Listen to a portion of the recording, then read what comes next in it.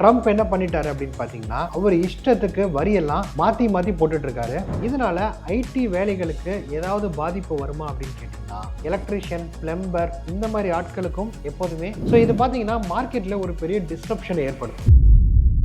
இன்னைக்கு தேதியில் இன்டர்நெட்டை ஓப்பன் பண்ணாலே ட்ரம்ப்போட டேரிஃப் ப்ராப்ளமும் ஸ்டாக் மார்க்கெட் கிராஷ் ஆகிறத பற்றி தான் நிறைய நியூஸும் வீடியோஸும் பார்த்துக்கிட்டே இருக்கோம்.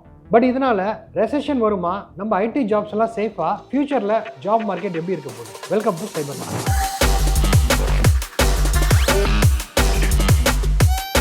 அமெரிக்காவில் என்னதாங்க நடக்குது? ட்ரம்ப்பால என்ன ப்ராப்ளம் வருது? இதை தெரிஞ்சுக்கணும்னா டேரிஃப் பாலிசி அப்படின்னா நமக்கு என்னன்னு தெரிஞ்சுக்கணும். டேரிஃப் பாலிசி அப்படிங்கிறது உலகத்துல ஒரு கண்ட்ரிலேருந்து இன்னொரு கண்ட்ரிக்கு எக்ஸ்போர்ட் இம்போர்ட் பண்ணும்போது எவ்வளோ பர்சன்டேஜ் ஆஃப் வரி என்னென்ன செக்டாருக்கு போடணும் அப்படிங்கிறது தான் டேரிஃப் பாலிசி அப்படின்னு சொல்லுவாங்க. இது பார்த்தீங்கன்னா WTO, அதாவது வேர்ல்டு ட்ரேட் ஆர்கனைசேஷன் அப்படின்னு ஒன்று இருக்கு. இதுல மெம்பர்ஸா இருக்கிற எல்லாருமே அக்ரி பண்ணிட்டு இப்படிதான் இருக்கணும் அப்படிங்கிற ஒரு பேஸ்லைன் படி தான் இத்தனை வருஷமா ஒர்க் ஆயிட்டு இருந்துச்சு. இப்போ ட்ரம்ப் என்ன பண்ணிட்டாரு அப்படின்னு பார்த்தீங்கன்னா, அவர் இஷ்டத்துக்கு வரியெல்லாம் மாற்றி மாற்றி போட்டுட்டு இருக்காரு. இதுதான் ப்ராப்ளமை கிரியேட் பண்ண ஆரம்பிச்சிச்சு. பட் இவர் எதுக்காக இந்த மாதிரி வரியை மாற்றி மாற்றி போடுறாரு? ஸோ ட்ரம்ப் எலெக்ஷனுக்கு முன்னாடியே இவரோட அறிக்கை என்ன அப்படின்னு பார்த்தீங்கன்னா, யூஎஸ்க்கு நான் திரும்ப இழந்த வேலைகள், வேலை வாய்ப்புகள் எல்லாத்தையும் கொண்டு வருவேன், யூஎஸ் மக்களுக்கு முக்கியத்துவம் தருவேன் அப்படிங்கிறது தான் இவரோட ஒரு முக்கியமான அறிக்கையாகவே இருந்துச்சு. இதுபடி பார்த்தீங்கன்னா இல்லீகல் இமிகிரண்ட்ஸாக இருந்த பல நாட்டவரையும் அவர் ஆல்ரெடி திரும்ப அமைச்சிட்டாரு. இது ஏற்கனவே சர்ச்சையாச்சு. ஆர்மி ஃபிளைட்ல விலங்கு போட்டு கொண்டு வந்து விட்டாங்க அப்படிங்கிற மாதிரிலாம் இந்தியாவில் வரைக்கும் இதே செஞ்சிருக்காங்க. இதில் இவர் அடுத்து ஸ்டார்ட் பண்ணதான் இந்த டாரிஃப் பிரச்சனை. இவரோட முக்கியமான மோட்டோ என்ன அப்படின்னு பார்த்தீங்கன்னா, மேனுஃபேக்சரிங் இண்டஸ்ட்ரி, இன்னும் சில இண்டஸ்ட்ரியில் இருக்கிற ஜாப் எல்லாம் திரும்ப யூஎஸ்காரங்களுக்கே கிடைக்கணுன்றதுக்கு. இதை புரிஞ்சுக்கிறதுக்கு ஒரு சின்ன எக்ஸாம்பிள் பார்க்கலாம். அங்கே தயாரிக்கப்படுற பேனாக்கு மொத்தம் ப்ரைஸ் ஒரு 10 ரூபா அப்படின்னு முடிவு பண்ணுறாங்கன்னு வைங்க. இந்த 10 ரூபா ப்ரைஸ் எப்படி வச்சிருக்காங்க அப்படின்னு பார்த்தீங்கன்னா, இதுக்கு ரா மெட்டீரியல் அப்படின்னு சொல்லுவாங்க.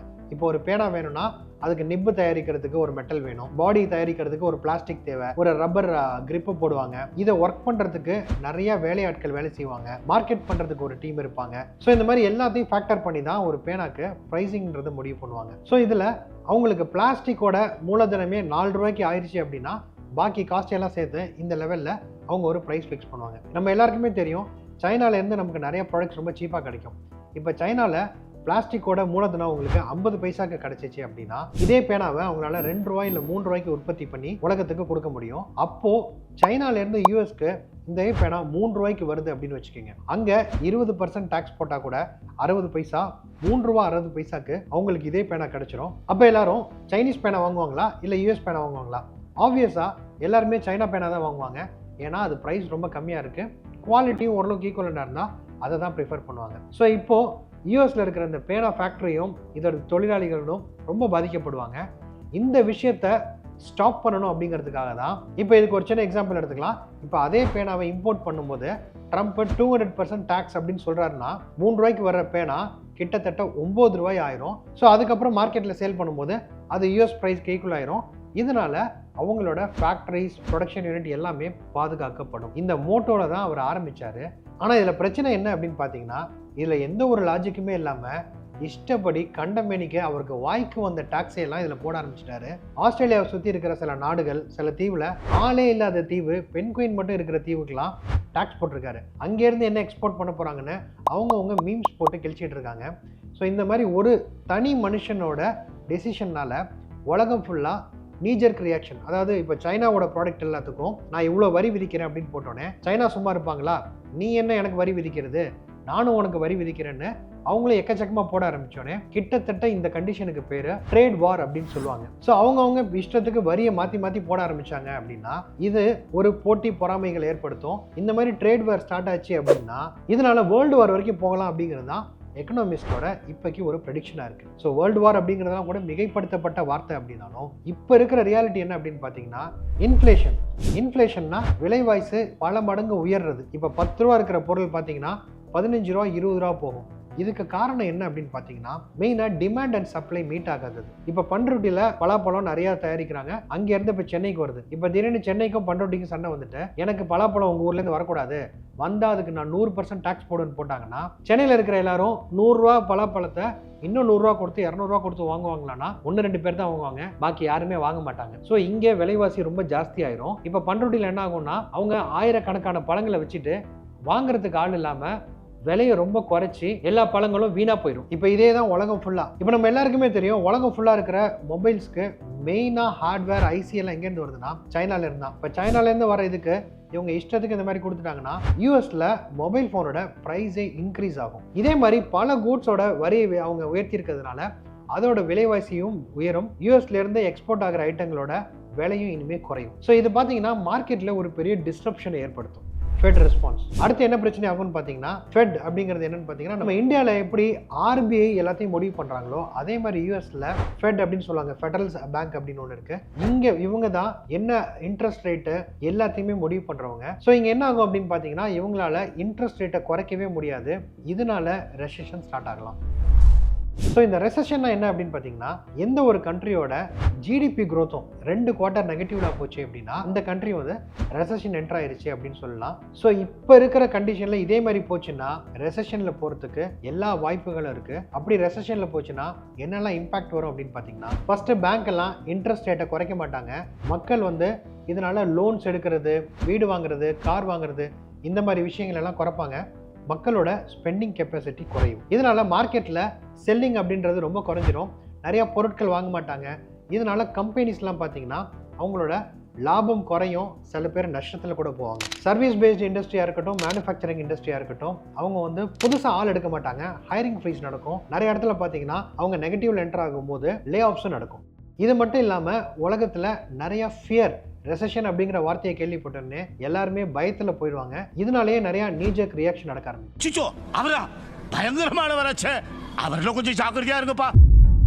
இப்போ ரீசெண்டாக வந்து ஒரு வீடியோவில் பார்த்தீங்கன்னா சிங்கப்பூர் பிரதமர், யாரு சிங்கப்பூர் பிரதமர் அவங்க நாட்டு மக்களுக்கு ஒரு அறிக்கையை விட்டுருக்காரு. இதுபடி பார்த்தீங்கன்னா சிங்கப்பூர்லாம் வந்து ட்ரேட் பேஸ்டு கண்ட்ரி. எல்லா நாட்டுக்கு நடுவில் அதோட மெயினான ப்ளஸ் என்ன அப்படின்னு பார்த்தீங்கன்னா ஜியாகிரபிக்கலாக போர்ட்டு தான் அதுக்கு மெயின். இது எந்த ஒரு நாட்டிலேருந்து எந்த ஒரு நாட்டுக்கு போகும்போதும் நடுவில் அந்த நாடு யூஸ் பண்ணி தான் அவங்க ட்ரேட் பண்ணுற மாதிரி இருக்கும். இதனால தான் அவங்களுக்கு எக்கனாமிக் க்ரோத் ரொம்ப ஜாஸ்தியாக இருக்குது. ஸோ இப்போ இந்த சிங்கப்பூர் மாதிரியான கண்ட்ரிலலாம் இந்த ட்ரேட் வார்னால சிக்கி சின்ன பின்னமாகிறதுக்கான உண்டான வாய்ப்புகள் இருக்குது. அந்த பயத்தை தான் அவர் அதில் தெரிவிச்சிருக்காரு.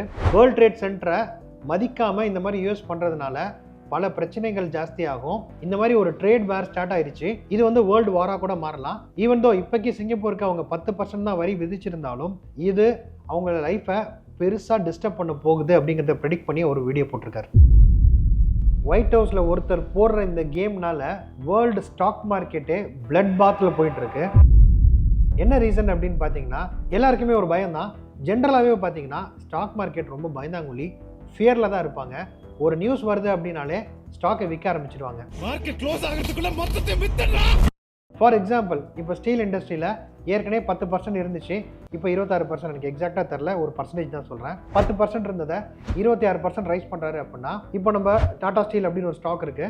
அந்த கம்பெனியில் ஒரு 30% எக்ஸ்போர்ட் பண்ணுறாங்க அப்படின்னா இதனால அதோட ப்ராஃபிட் பாதிக்கப்படும். அதனால ஒரு சைடு வித்துக்கிட்டு இருக்காங்க. ரெண்டாவது சைடு பார்த்தீங்கன்னா எந்த இண்டஸ்ட்ரியில் எப்படி டாக்ஸ் ஏற்ற போகிறாங்க, என்ன பண்ண போகிறாங்களே தெரியாமல் பயத்திலேயே நிறைய வித்துக்கிட்டு இருக்காங்க. இது இந்தியாவில் மட்டும்தானா? இந்தியாவில் மட்டும் இல்லை, குளோபலாக நடக்குது. எவ்வளோ பர்சன்டேஜ் மார்க்கெட் விழுந்திருக்கு கடைசி 2 வாரத்தில் அப்படின்னு பார்த்தீங்கன்னா S&P வந்து -12.1%, டவ் ஜோன்ஸ் -7.9%, நாஸ்டாக் 10%, இந்தியாவோட ஸ்டாக் மார்க்கெட்டு 3.3%. இது வந்து ஓரளவுக்கு ஓகேன்னு தான் சொல்லுவேன். நம்ம இந்தியாவுக்கு இது வரைக்கும் டேமேஜ் அப்படிங்கிறது பார்த்தீங்கன்னா கம்பேரிட்டிவாக ரொம்ப கம்மி தான். இப்போக்கி சைனாவும் யூஎஸும் தான் முட்டிகிட்டு இருக்காங்க. நம்ம அந்த மாதிரி அவங்க கிட்ட டேரெக்டாக சண்டை போடல. ஈவன் தோ ட்ரம்ப் வந்து இந்தியா வந்து ஜாஸ்தியாக வரி விதிக்கிறாங்கன்னு சொல்லி ஒரு இது போட்டாலும் நம்ம இன்னும் ரொம்ப மோசமான நிலைமைக்கு போகலை ஜாப் மார்க்கெட். சரி, நம்ம டாபிக் வரும். இதனால ஐடி வேலைகளுக்கு ஏதாவது பாதிப்பு வருமா அப்படின்னு கேட்டிங்கன்னா இப்போ இருக்கிற சிச்சுவேஷன் இப்படியே போச்சுன்னா கண்டிப்பாக நமக்கு ஒரு இம்பாக்ட் ஏற்படுத்தும். ஆல்ரெடி ஏஐ உள்ளுக்குள்ளே வந்ததுனாலேயே நமக்கு நிறைய பிரச்சனைகள் வந்துருச்சு. ஃபார் எக்ஸாம்பிள் இப்போ ஒரு கம்பெனியில் 100 பேர் டெவலப்பர் இருக்காங்க அப்படின்னா அவங்களுக்கு இன்னும் 1-2 வருஷத்தில் வேலைகள் இருக்காது. ஏன்னா இப்போ சாட் ஜிபிடியும் டீப் சீக்கும் எப்படி கோடிங் எழுதுங்கிறத நம்ம கண்கூட பார்த்துட்டு இருக்கோம். இதில் இன்னும் அக்யூரசி இம்ப்ரூவ் ஆகணும். 1 to 2 இயர்ஸில் பாதி வேலைகளை ஏஏ பண்ணிடும். ஸோ கண்டிப்பாக ஜாப் கட்டுங்கிறது இருக்கும். ஸோ ஆல்ரெடி பார்த்தீங்கன்னா லாஸ்ட் 1 இயர்லேயே நிறைய லே ஆஃப்ஸ் நடந்திருக்கு. ஃபார் எக்ஸாம்பிள் இன்டெல்ல 15,000 பேரை போன ஆகஸ்ட்டில் வேலையை விட்டு தூக்கியிருக்காங்க. சிஸ்கோவில் 6,000 பேரை வேலையை விட்டு தூக்கியிருக்காங்க.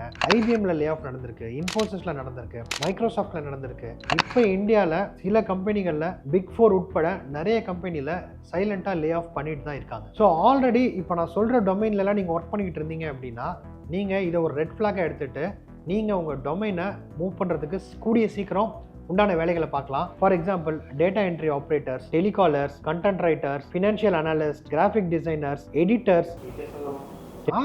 எல்லாம் பண்ண ஆரம்பிச்சிருச்சு.